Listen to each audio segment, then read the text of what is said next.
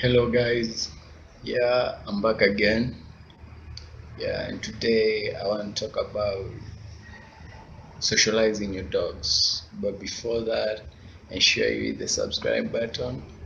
Feel free to like and share my videos and yeah, drop some comments. Let me know what you want me to talk about, what you want me to improve on, and that will really help. So, back to socializing of dogs.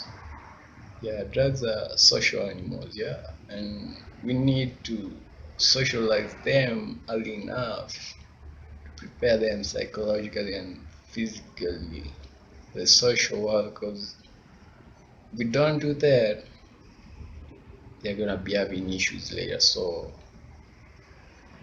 how early or how what's the right time to socialize with dog? I think at the puppy stage, a month and a half to two, that's quite appropriate because introduce the puppies to people, they know that these are not enemies. These are people are just friendly and they get used to it. But you don't do that. The dog grows up knowing it should not be touched, it should not go near people, and that becomes a problem when it comes to control and handling the dog. So if you have small puppies, if you have small dogs, ensure you socialize them early enough.